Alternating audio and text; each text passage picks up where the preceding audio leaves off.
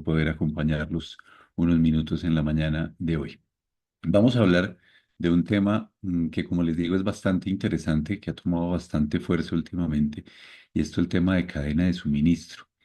De alguna manera estamos familiarizados con el concepto, es decir, en qué consiste todo el tema de la cadena de suministro. Lo hemos visto, digamos que es parte de nuestro día a día en términos, por ejemplo, de logística. Sabemos que hoy en día las cadenas de suministro pues se han vuelto una fortaleza para poder llevar productos y servicios hacia nuestros clientes finales. Pero hoy quiero hablar de un par de cosas muy específicas. Pues primero, por supuesto, de ciberseguridad, que es el tema en el que soy experto. Y segundo, introducir también algo que a veces pasamos por alto, que es todo el tema de la cadena de suministro digital. Es decir, de la misma manera como tenemos cadenas logísticas en el mundo físico, en el mundo real, pues también contamos con cadenas de suministro en el mundo digital para poder llevar a cabo, por ejemplo, este tipo de presentaciones como las que estamos haciendo en este momento, como las que vamos a iniciar en este momento. Detrás de esto que estamos haciendo hay toda una cadena de suministro. No podríamos hacerlo, por ejemplo, sin contar con un tercero, que en este caso es la herramienta de telepresencia que estamos utilizando para poder conectarnos de manera virtual en la mañana de hoy. Entonces, pues dicho esto, vamos a iniciar con nuestro tema. Tendremos una sesión final de preguntas y respuestas para todos los interesados, para quienes quieran de pronto conocer un poco más o tengan alguna inquietud sobre los temas que vamos a tocar en la mañana de hoy. Yo quiero comenzar con esto precisamente. Digamos que este es como el power statement de la gestión de riesgo y específicamente de ciberseguridad hoy en día.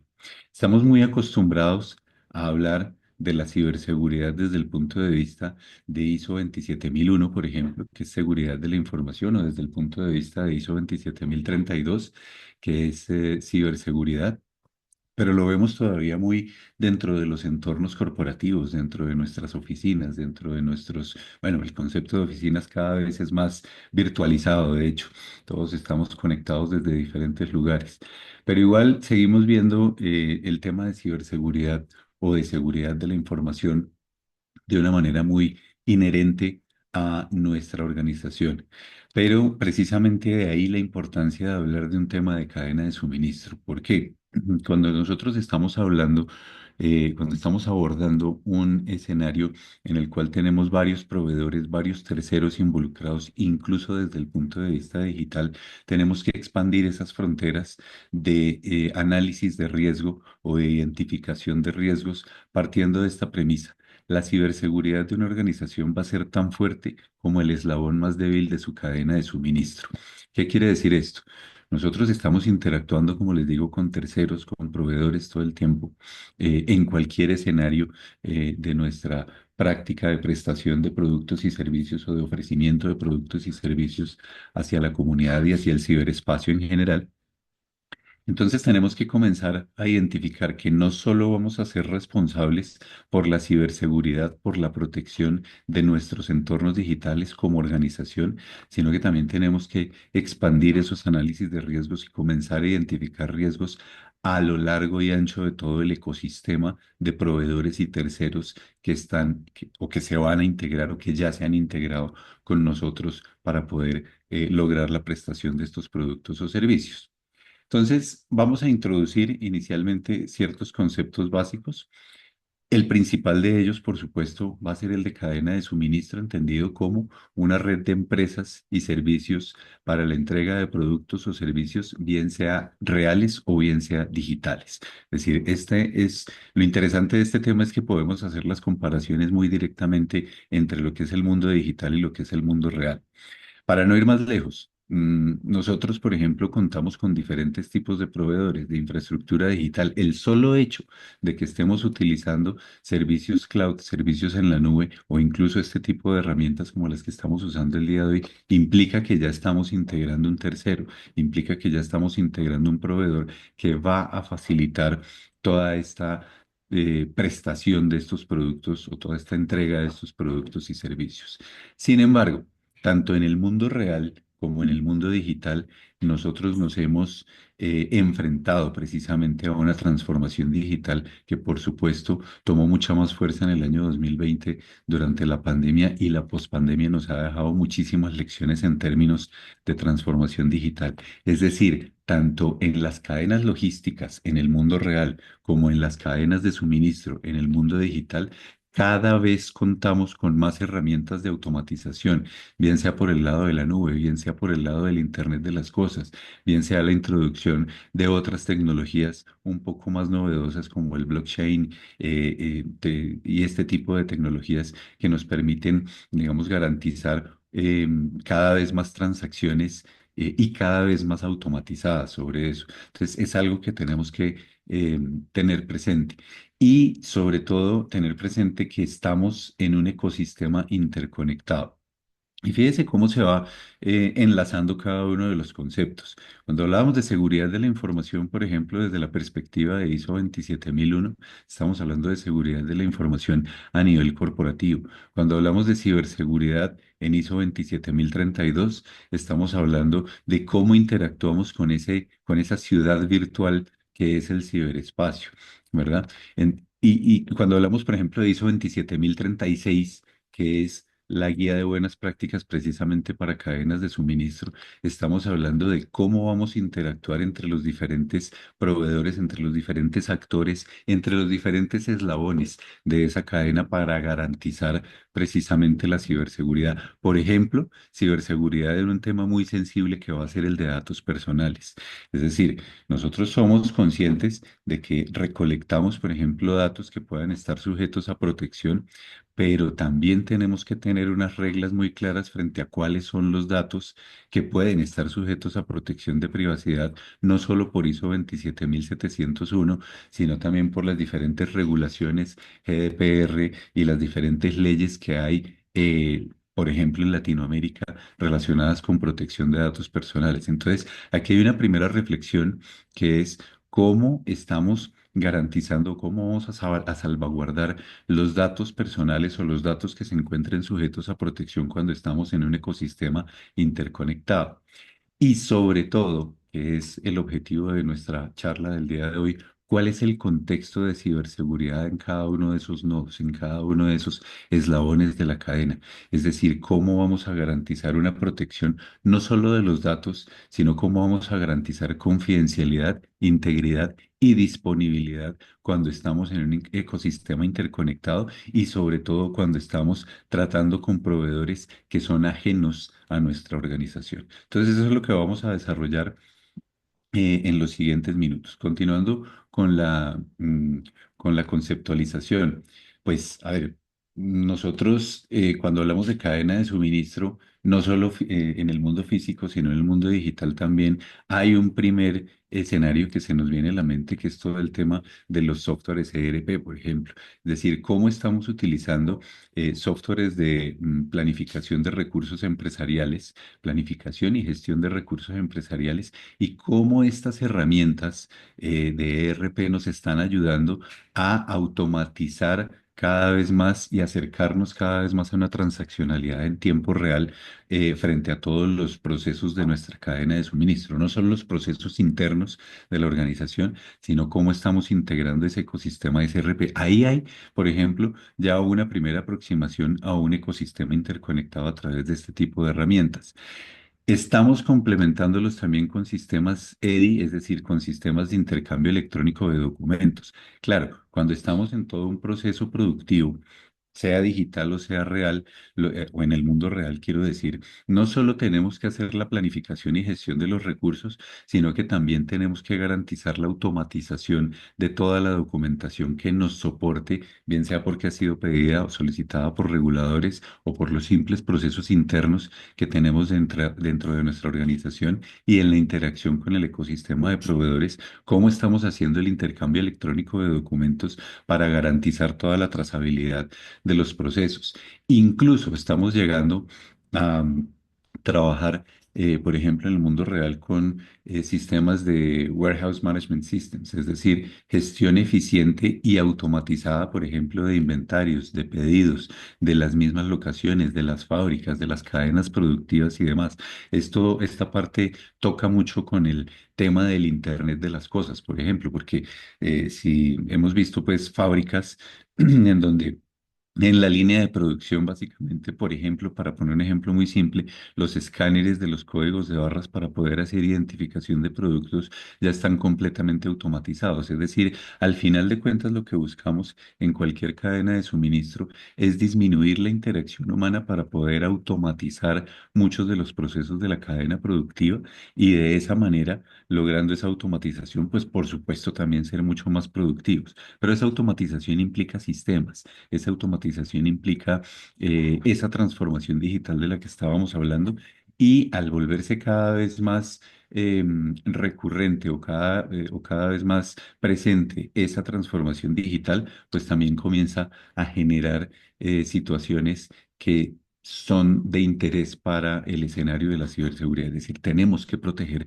todas esas herramientas de transformación digital que nos están ayudando a ser más productivos. Incluso estamos hablando hoy en día. Estamos introduciendo el concepto de smart contracts desde el punto de vista de utilizando cadenas de blockchain, cómo podemos garantizar las transacciones, el control de la integridad de manera automatizada en las diferentes transacciones digitales. Y por transacciones no necesariamente estamos hablando de manera exclusiva de transacciones financieras. Transacción en el ciberespacio es cualquier interacción que implique eh, dos partes, una que entrega, una que recibe, ¿cierto?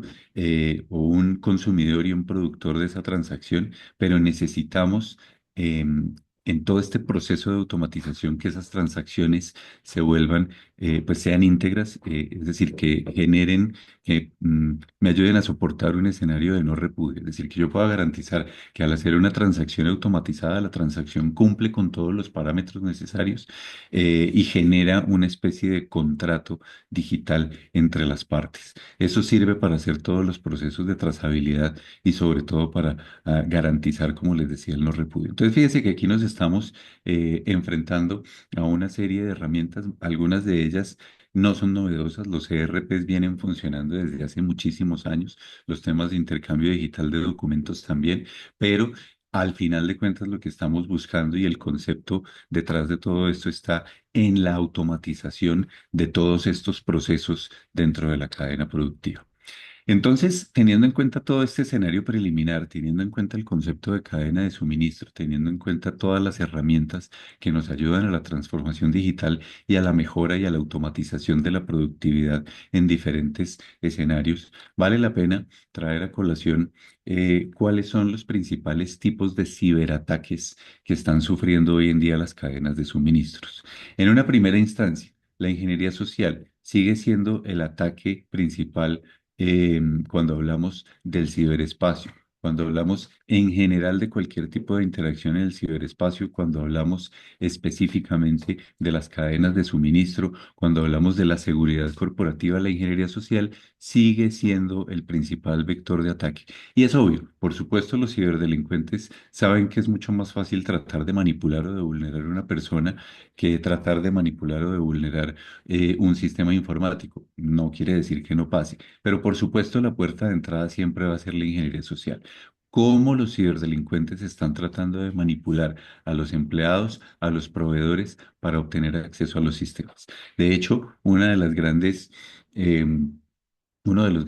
hackeos de los que tenemos conocimiento recientemente, que es el famoso caso del MGM Grand, inició, el MGM Grand en Estados Unidos inició con un proceso de ingeniería social para poder obtener las credenciales que ayudaron al despliegue del resto del ciberataque que terminó costando cientos de millones de dólares. Pero el punto de entrada fue la ingeniería social. El punto de entrada fue la manipulación de las personas para que entregaran información que no debían entregar. Entonces, digamos que o el contexto en el que quiero que veamos estos ciberataques tiene que ver principalmente con la manera en la cual los ciberatacantes están aproximándose. O sea, puede que tengamos en nuestra organización muy claro, muy bien definidos los protocolos y los procedimientos de seguridad de la información y de ciberseguridad corporativos, pero parte de la reflexión que quiero que se lleven en la mañana de hoy es que esos protocolos y esos procedimientos deben garantizarse también en todo el ecosistema de proveedores, es decir, en los proveedores, en los terceros, incluso en los mismos clientes que tengan interacción con nuestros productos o con nuestros servicios digitales. Entonces, la ingeniería social sigue siendo el principal vector de ataque, ¿cierto?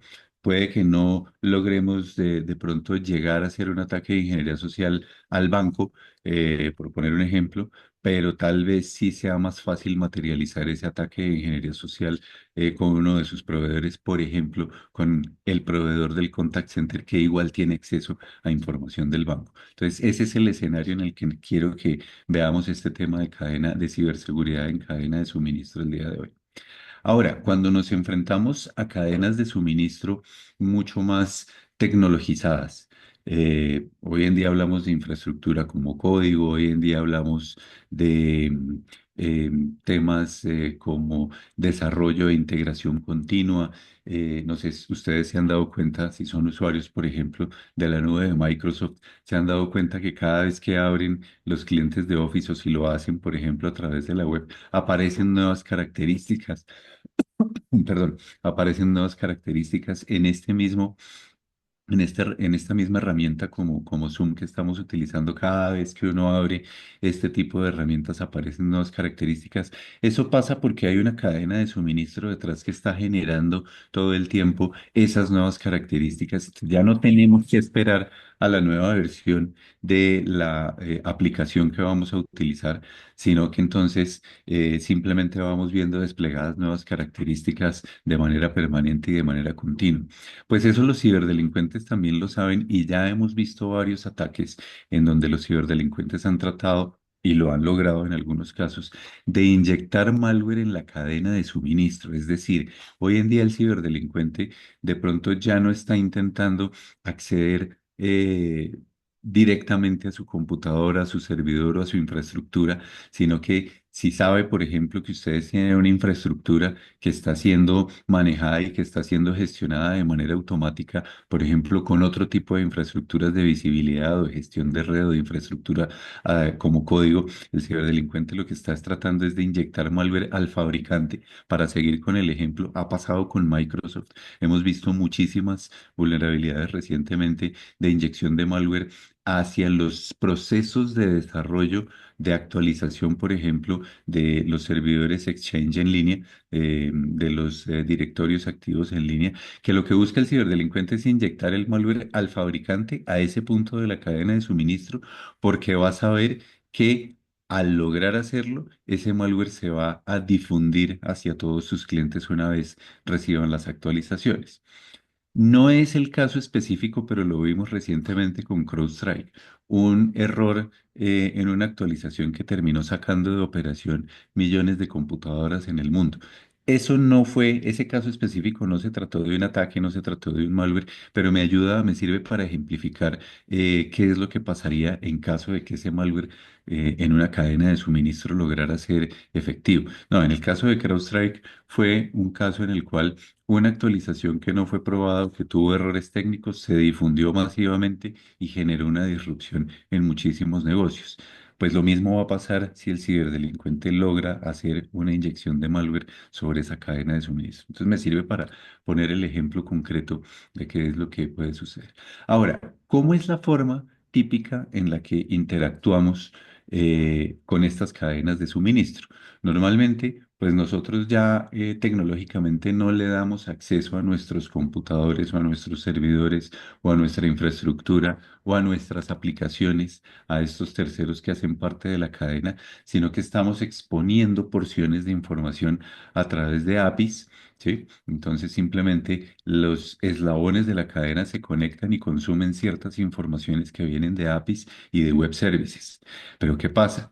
Si esas APIs o esos web services no están correctamente asegurados, me permiten a mí abrir la posibilidad o le permiten a un ciberdelincuente abrir la posibilidad de realizar ataques de abuso de APIs, de realizar ataques en los cuales puedan tratar de consumir más información de la que puedan tener acceso, en las cuales puedan exfiltrar incluso información o manipular o llegar a manipular los datos dentro de este proceso de cadena de suministro. Entonces aquí hay otro tema que tenemos que ver bajo la lupa, que es el tema de las APIs y de los web services, qué tanta información estamos exponiendo hacia nuestra cadena de suministro y con qué privilegios o con qué tipo de, digamos, permisos pueden llegar incluso no solo a consumir datos, sino a interactuar con los datos que tenemos almacenados en nuestra infraestructura. Entonces, para no ir más lejos y siguiendo con el tema de ISO 27701, que es el tema de gestión de privacidad, pues probablemente en algunas de estas APIs nosotros incluso podamos exponer información personal o información de identificación o información que esté sujeta a protección, ¿cierto? Y el compromiso de estas APIs, que son como las puertas de entrada hacia la información, puede llegar a generar también, puede llegarnos a generar no solo el ciberataque, sino la exfiltración de datos y las correspondientes multas y procesos pues de gestión de privacidad de la información o de compromiso más bien de privacidad de la información. Tenemos también algo que se ha puesto mucho más de moda últimamente y que está en creciente, que son los ataques de ransomware. El problema con las cadenas de suministro versus los ataques de ransomware, vuelvo e insisto, puede que nosotros como organización tengamos muy claro, tengamos muy definidos muy bien los protocolos y los playbooks frente a cómo vamos a actuar en un caso de ransomware. Pero, ¿qué pasa en el caso en el cual el atacante o el grupo de ransomware o la campaña de ransomware se despliega frente a uno de nuestros proveedores del ecosistema de la cadena de suministro y ese proveedor no es tan fuerte en términos de cómo va a responder o en términos de cómo se puede recuperar a estos ataques de ransomware, ¿cierto? Entonces, en ese sentido, es importante no perder de vista el ransomware como un factor fundamental de ataque hoy en día que nos va a llevar a la disrupción del negocio. También hemos visto casos relacionados recientemente en Latinoamérica, tal vez algunos de ustedes oyeron hablar del famoso caso de IFX, que es un proveedor de tecnología, que es un proveedor de infraestructura cloud, que fue víctima de un ransomware y al eh, salir de operación por causa de ese ransomware terminó en un efecto dominó con muchos de sus clientes sacándolos de operación porque no podía proveerles las herramientas o la infraestructura que necesitaban para su operación. Entonces, ¿qué pasa? Responsabilidad del cliente final no fue. El cliente final podía tener todos sus sistemas y todos sus protocolos afinados. Responsabilidad en este caso de quién? Del proveedor de ese punto de la cadena de suministro que termina siendo víctima o que termina siendo afectado por este tipo de ataques. Entonces, esto tenemos que verlo en un contexto global desde el punto de vista desde el punto de vista de cómo cada uno de esos puntos de la cadena de suministro puede llegar a afectarnos en la prestación de nuestros servicios o de nuestros productos hacia el ciberespacio. Finalmente viene todo el tema de la manipulación de datos. Es decir, si un ciberatacante logra hacer un ataque, por ejemplo, que afecte el Internet de las cosas, que afecte las lectoras de códigos de barras, por ejemplo, que afecte esos puntos automatizados dentro de una cadena de suministros y logre manipular esos datos, pues va a terminar manipulando también en una forma de efecto dominó todos los datos que siguen de ahí en adelante en términos de, por ejemplo, de los datos que van a pasar al sistema de intercambio de documentos electrónico, los datos que van a pasar después a los sistemas, por ejemplo, de ERP. Y ahí se comienza a generar pues una bola de nieve a partir de la manipulación de los datos de lectura, por ejemplo, en un punto de la cadena. Y va a existir una disrupción de ahí en adelante frente a la integridad de los datos que van a ser procesados por todos los otros sistemas. Entonces, una cosa importante, los principales tipos de ciberataques que estamos viendo en este momento en términos de cadena de suministro eh, para acá, para este tema que nos trata el día de hoy. Algunas estadísticas, recientemente hubo un estudio, bueno, de hecho, estos números que salen aquí son de varios estudios eh, de diferentes fuentes, pero bueno, el punto es que se analizaron 30.458 incidentes que se presentaron en 94 países y que terminaron en 10.626 casos de violaciones o de exfiltraciones de datos que fueron comprometidos como parte de todo este estudio. Es decir, no estamos hablando de 10.626 datos, estamos hablando de 10.626 casos, es decir, cada uno de esos casos podía tener filtraciones de cientos o de miles o incluso de millones de datos detrás. ¿Qué pasa? En estos estudios lo que surge es que el 35% de las filtraciones resultaron ser filtraciones internas, es decir, facilitadas al interior de la organización, y el 65% externas y más específicamente facilitadas por actores de la cadena de suministro digital. El costo total de estos ciberataques ascendió a 9,5 billones de dólares. El estudio es de 2024, entonces la cifra es bastante reciente.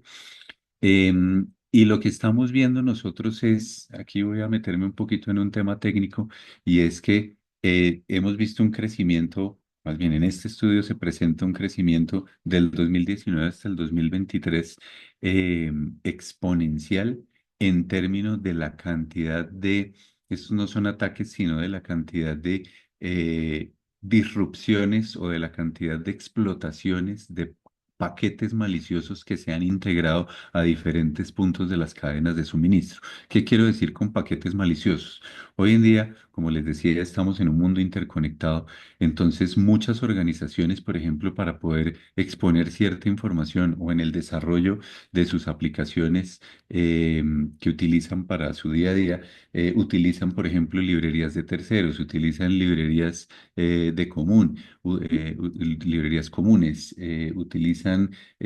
hoy en día se utiliza muchísimo código que está siendo relacionado o que es de uso común por diferentes industrias, y ahí hay un factor que están entrando a identificar muchos de los ciberdelincuentes, y es cuando en los procesos de desarrollo se utilizan librerías de uso común, hay que tenerles especial cuidado porque esas librerías de uso común son más propensas, primero, o a ser falsificadas, es decir, a que se integren librerías con código malicioso, o segundo, a que esas librerías se desactualicen rápidamente y abran la puerta a ciberataques. Estamos hablando, según este estudio, de un 180% de incremento en la explotación de vulnerabilidades. Es decir, alejémonos un instante de lo que hablábamos hace unos minutos de el phishing o de la ingeniería social como vector principal. La ingeniería social es un vector de entrada al ciberataque. De ahí en adelante se pueden desplegar muchas cosas. Pero lo que estamos viendo es un 180% de incremento en la explotación de vulnerabilidades. Es decir, estamos volviendo a un momento en donde no es que se esté desatendiendo las actualizaciones o el cierre de vulnerabilidades tecnológicas en las organizaciones, sino que al expandir el riesgo hacia los ecosistemas y hacia las cadenas de suministro, vuelvo e insisto, no todos los puntos de la cadena de suministro puede que sean tan juiciosos como nosotros en términos de gestión y de cierre de vulnerabilidades. Entonces, muchos ciberatacantes están encontrando cada vez más vulnerabilidades que a través de un proxy, a través de un tercero, por ejemplo, o de un punto de esa cadena de suministro, les va a permitir de alguna manera llegar a los repositorios de datos principales que queremos proteger. Y un 68% precisamente de incremento de ataques específicos a las cadenas de suministro. Como les digo, el ciberatacante comienza a tocar la puerta a ver quién le abre, a ver dónde encuentra la vulnerabilidad. Y probablemente esa vulnerabilidad no esté del lado nuestro como organización, pero esté del lado de alguno de nuestros proveedores o de nuestros terceros dentro de la cadena de suministro. Hecha esta presentación, digamos, de cómo puede ser o cómo puede abordarse el nivel de riesgo o a qué estamos expuestos, vamos a hablar durante los siguientes minutos entonces de qué podemos hacer. Yo utilizo mucho este gráfico que es, digamos, como una pirámide en la cual vamos poniendo diferentes pisos de cosas que podemos hacer para garantizar la ciberprotección. Esto que les voy a mostrar no solo aplica para nuestra seguridad de la información a nivel corporativo, sino que es algo que se debe extrapolar hacia los diferentes puntos de la cadena de suministro, hacia los diferentes actores de la cadena de suministro. Entonces, yo tengo que garantizar, esto es lo clásico, tener un esquema de seguridad perimetral, de seguridad perimetral y un esquema de protección de mis servicios cloud, sean cloud públicas, sean cloud privadas, sea el tipo de nube que sea. Tenemos que garantizar la seguridad perimetral y la seguridad de los servicios cloud, la utilización de VPNs, de firewalls, de IDS, de IPS, de Web Application Firewalls. Hoy en día hay una infinidad de herramientas que nos permiten garantizar esta seguridad tanto on-premise como cuando hablamos de servicios cloud. Pero ¿qué pasa?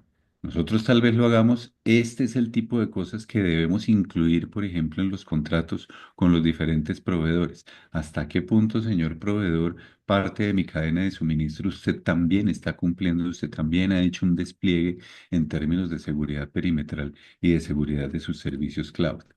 Nosotros también queremos tener herramientas de monitoreo, herramientas de visibilidad, de observabilidad, ¿cierto? Es decir, que nos permitan proteger ya a nivel de XDR, por ejemplo, la infraestructura que tenemos, e insisto, nuevamente, infraestructura on-premise o infraestructura cloud, utilizar herramientas que nos permitan hacer el monitoreo y la observabilidad de los eventos, incluso de la inteligencia de amenazas, que también existen infinidad de estas herramientas hoy en día, pero entonces yo quiero saber hasta dónde mis proveedores y terceros en la cadena de suministro también, o los puedo, o tienen sus herramientas propias, o los puedo integrar a mis herramientas de observabilidad para ayudar en la protección o en la identificación temprana de amenazas. Y una cosa muy importante en este punto.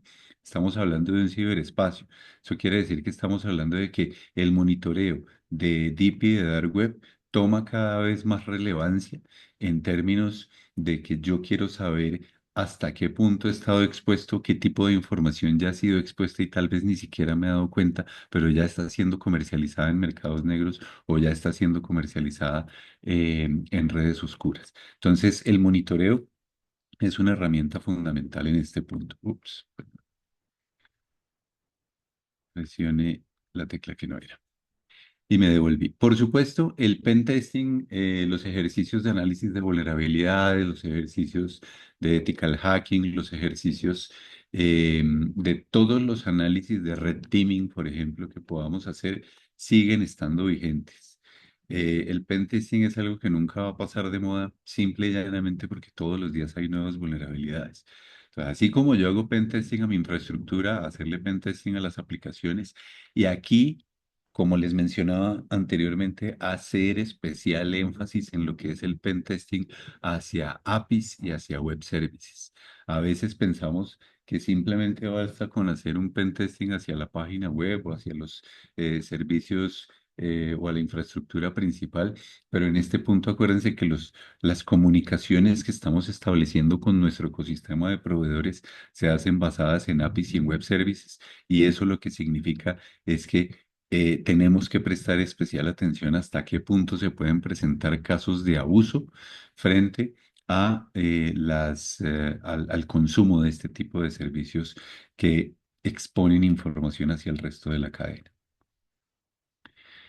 Desarrollar planes de continuidad de negocio, de respuesta a incidentes y sobre todo que estos planes de continuidad de negocio y de respuesta a incidentes sean coordinados a lo largo de toda la cadena. Como estamos hablando de un ecosistema en donde un puntico me puede fallar y afectar el resto de la cadena, tenemos que extender nuestros planes de continuidad de negocio, nuestros planes de respuesta a incidentes para que integren toda la cadena de proveedores y de terceros que hacen parte de esta cadena de suministro. Esto es, bien sea colocándoles reglas muy claras de cómo vamos a actuar frente a una disrupción o frente a un incidente o asumiendo ciertos procesos y ciertos protocolos de manera conjunta dentro de las mesas de crisis. Eso quiere decir, ya no solo tenemos que pensar en una mesa de crisis al interior de la organización en donde se sientan los directivos a tomar decisiones, sino que tal vez en esas mesas de crisis tenemos que involucrar también a toda la parte, a todos los proveedores o a los representantes de las cadenas eh, o de los procesos de continuidad de los diferentes proveedores para mis cadenas de suministro. Seguir trabajando fuertemente en la concientización de todos los actores de la cadena de suministro. No limitarnos solamente a que la concientización es dentro de nuestra organización, sino pensar en esta cadena de suministro como un todo.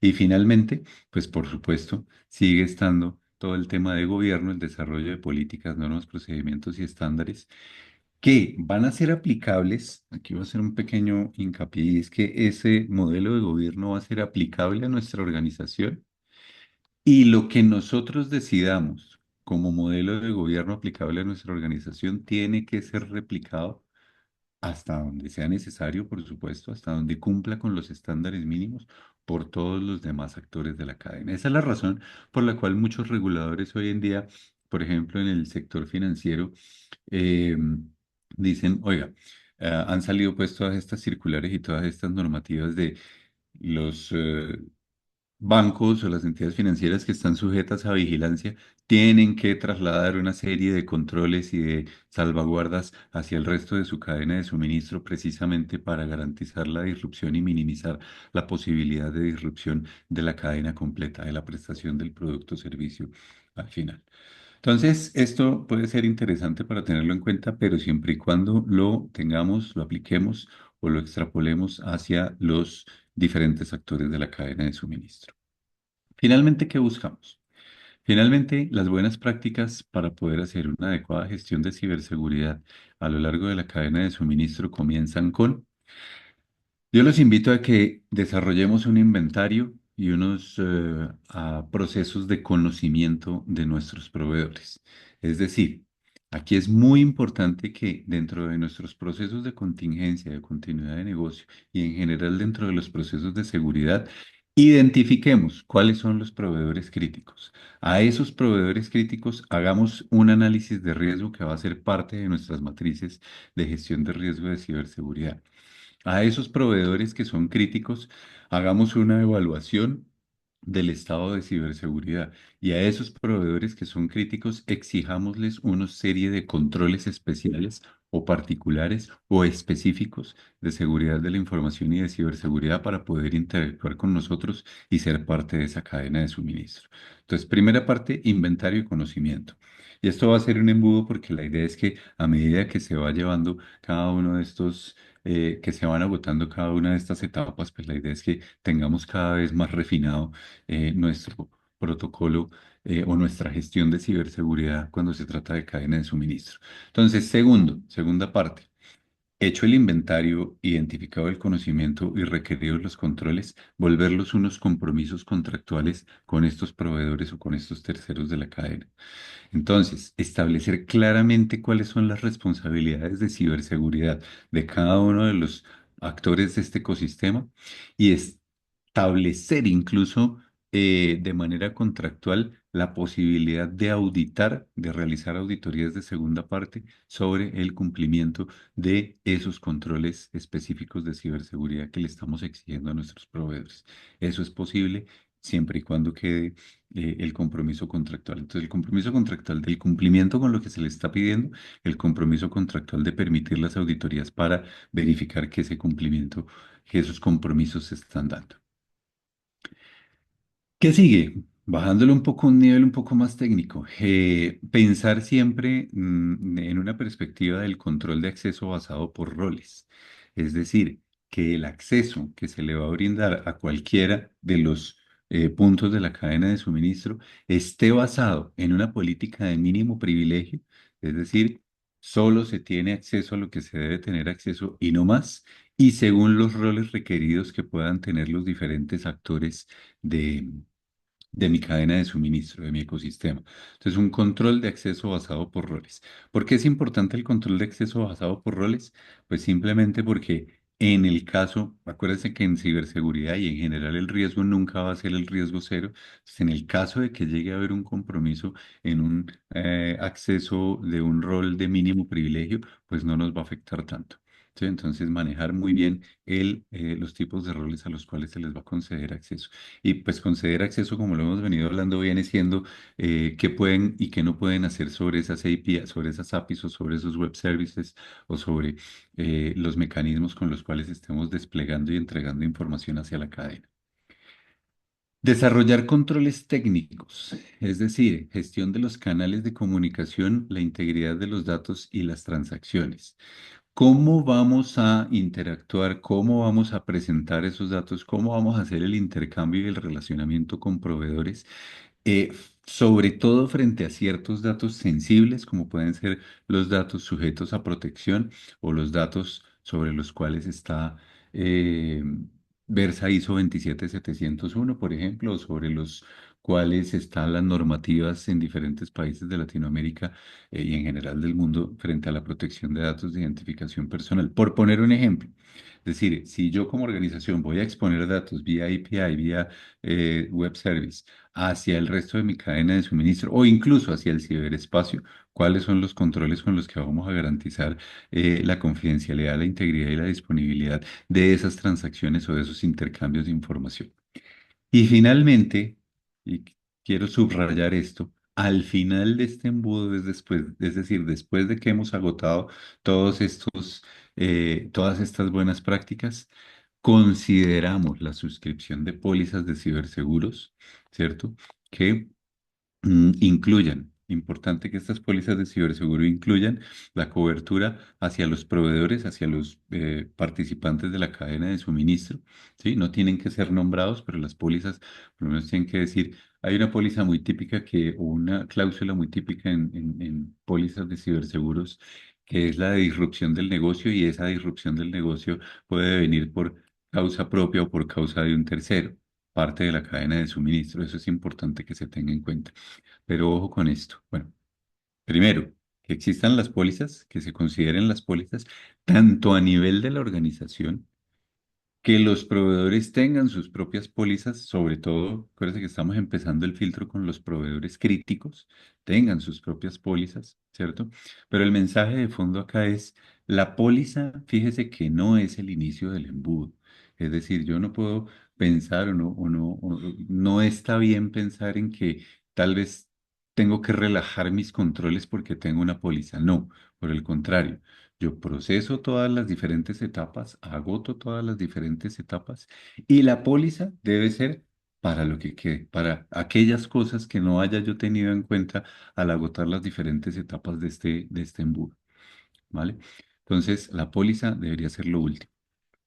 Implantamos todos los controles, hacemos todos los protocolos, desarrollamos todos los procesos y las pólizas que nos sirvan para cubrir aquellas cosas que ni nos imaginamos que puede haber muchas, pero aquellas cosas que simplemente no tratamos previamente y no tenemos controlada dentro de nuestra organización de manera previa. Esto es entonces lo que les quería compartir en la mañana de hoy. Eh, Muchísimas gracias por habernos acompañado.